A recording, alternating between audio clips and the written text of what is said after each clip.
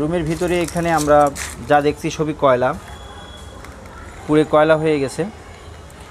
এখানে যত কাগজপাতি, গুরুত্বপূর্ণ কাগজপাতি ছিল সব পুড়ে গেছে। এই এই ফাঁড়ির সমস্ত জায়গায় একই রকমভাবে পোড়ানো হয়েছে। আমরা বাড়ি থেকে যতটুকু দেখানো যায় আপনারা দেখতে পাচ্ছেন, সব কিছু পুড়ে কয়লা হয়ে গেছে, তছনছ হয়ে গেছে। এখানেও অনেকগুলো মোটরসাইকেল আমরা দেখতে পাচ্ছি, যে মোটরসাইকেলগুলো পুড়ে ছাই হয়ে গেছে। আমরা এই পাশ থেকে দেখতে পাচ্ছি এখানে গাছ পুড়েছে, গাছের সাথে সাথে পানির ট্যাঙ্ক পুড়ে গেছে। এই পাশে যতগুলো গাছ ছিল সবগুলো। আসসালামু আলাইকুম ভিউয়ার্স, আমরা এখন আছি রামপুরা পুলিশ ফাঁড়ির সামনে। তো আমরা এই যে গত 18 জুলাই পুরা বিরোধী আন্দোলনে যে সারা বাংলাদেশে যে ধ্বংসলীলা চলেছে তার একটা উদাহরণস্বরূপ আমরা রামপুরা পুলিশ ফাঁড়ি এখানে আমরা দেখতে পাচ্ছি কি ধ্বংসলীলা চলেছে। আমরা আমাদের শেষ পর্যন্ত আমাদের সাথেই থাকবেন, আমরা দেখাবো।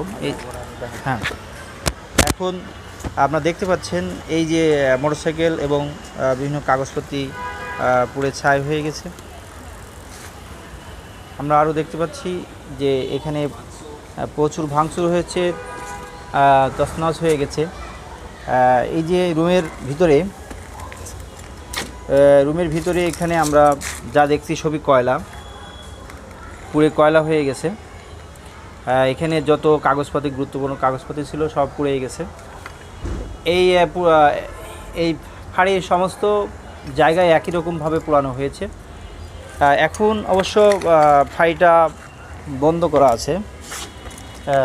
আছে, যার কারণে আমরা ভিতরে প্রবেশ করতে পারছি না।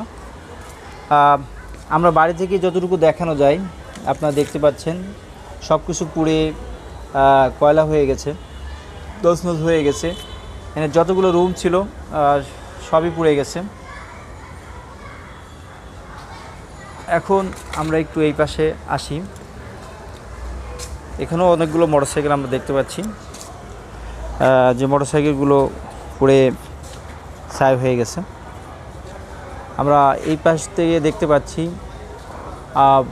এখানে গাছ পুড়েছে, গাছের সাথে সাথে পানির ট্যাঙ্ক পুড়ে গেছে। এই পাশে যতগুলো গাছ ছিল সবগুলো পুড়ে গেছে। এখানে আমরা আরেকটা রুম একটু দেখানোর চেষ্টা করছি।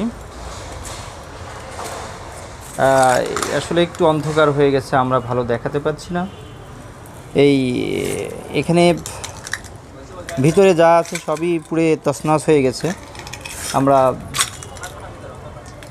এটা অন্ধকারের কারণে দেখা যাচ্ছে সবই কালো, পুড়ে ছাই। এখানে আমরা আরও দেখতে পাচ্ছি এই পাশে পুলিশ টহল যে গাড়িটা ছিল সেটা পুড়ে গেছে, পুড়ে তছনছ হয়ে গেছে। আমরা ধ্বংসলীলার নিদর্শন এখানে দেখতে পাচ্ছি। এখানে আরও পোড়া গাড়ি ছিল যেগুলো সরিয়ে নেওয়া হয়েছে। তো আমরা এরকম ধ্বংসলীলা যাতে ভবিষ্যতে না হয় আমরা সবাই সেই প্রত্যাশাই করি। এই যে ধ্বংসলীলার যত ক্ষতি হয়েছে সবই আমার আপনার সকলের ট্যাক্সের টাকার। এই ধ্বংসলীলা যাতে ভবিষ্যতে না ঘটে এর সুষ্ঠু তদন্ত হবে, সুষ্ঠু বিচার হবে এবং দেশ আমরা সবাই শান্তিতে বসবাস করব। এটা আমার দেশ, আপনাদের সবার দেশ। সেই প্রত্যাশা রেখেই আজকের মতো এখানেই বিদায় নিচ্ছি। সবাই ভালো থাকবেন। আল্লাহ হাফেজ।